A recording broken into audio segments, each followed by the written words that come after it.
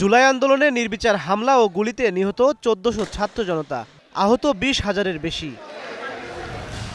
সেই মানবতাবিরোধী অপরাধের বিচারের রায় শুনতে ট্রাইব্যুনালে আসেন আন্দোলনকারী ও শহীদ পরিবারের সদস্যরা। অবশেষে দুপুর 12:30টায় শুরু হয় সেই বহু প্রতীক্ষিত রায় পড়া। শেষে শেখ হাসিনা ও আসাদুজ্জামান খানের মৃত্যুদণ্ডের ঘোষণায় করতালিতে মুখর এজলাস।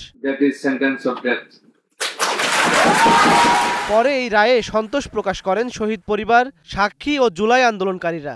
আমরা সবাই অপেক্ষায় ছিলাম, উৎকণ্ঠার মধ্যে ছিলাম, কারণ এই রায়ের মধ্য দিয়ে বাংলাদেশে ফ্যাসিবাদী শাসনের শেষ এবং একই সাথে বাংলাদেশের মানুষ যে এরকম ফ্যাসিবাদী শাসক আর ফিরতে পারবে না এই ব্যাপারে একটা স্পষ্ট জায়গা তৈরি হলো। পলাতক খুনি শেখ হাসিনা রায়ের কথা বলি, তার যে ফাঁসির রায় প্রথমে শোনানো হয় এবং সেটাতে আমরা সবাই সন্তুষ্ট, আমরা আহত এবং শহীদ পরিবার। তবে একমাত্র গ্রেপ্তার আসামি রাজসাক্ষী মামুনের ৫ বছরের কারাদণ্ডে খুশি নন তারা। আমরা এই সাজা শহীদ পরিবার এবং আহতরা গ্রহণ করছি না। তার যে রায়টি এসেছে তাকে সেটি আমরা প্রত্যাখ্যান করছি এবং সেই রায়ের বিরুদ্ধে আমরা আমাদের শহীদ পরিবার এবং আহতদের পক্ষ থেকে আমরা উচ্চ আদালতে আপিল করব।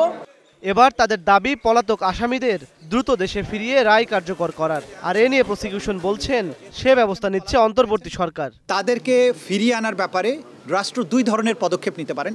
একটি হচ্ছে ভারতের সাথে সম্পাদিত ২০১৩ সালের যে অপরাধীর বহিঃসমর্পণ চুক্তি, অর্থাৎ এক্সট্রাডিশন ট্রিটি ২০১৩, সেই চুক্তি অনুযায়ী আমাদের এখানে যেহেতু মানবতা বিরোধী অপরাধের দায়ে তারা সাজাপ্রাপ্ত হয়েছেন, তাদেরকে বাংলাদেশ ভারত সরকারের কাছে ফেরত চাইবে। তাদেরকে ইন্টারপোলের মাধ্যমে গ্রেপ্তার করে বাংলাদেশে এনে সেই সাজা কার্যকর করা যেতে পারে। ট্রাইব্যুনাল আইন অনুযায়ী আগামী ৩০ দিনের মধ্যে রায়ের বিরুদ্ধে আপিল করতে পারবেন আসামিরা। তবে তারা আত্মসমর্পণ না করলে সে সুযোগ পাবেন না।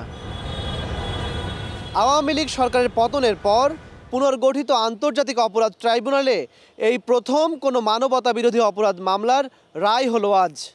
সাবেক প্রধানমন্ত্রী শেখ হাসিনা ও সাবেক স্বরাষ্ট্রমন্ত্রী আসাদুজ্জামান খানের রায়ে সন্তুষ্টি প্রকাশ করলেও সাবেক আইজিপি চৌধুরী আবদুল্লাল মামুনের রায়ে বিরূপ প্রতিক্রিয়া দেখিয়েছেন শহীদ ও আহত পরিবারের কেউ কেউ। তবে প্রসিকিউশন বলছেন এই রায় যদি বাস্তবায়ন হয় তবে বাংলাদেশে আগামী দিনে আর কোনো সরকার স্বৈরাচার হয়ে ওঠার সাহস করবে না। ইমন মাহমুদ, স্টার নিউজ, ঢাকা।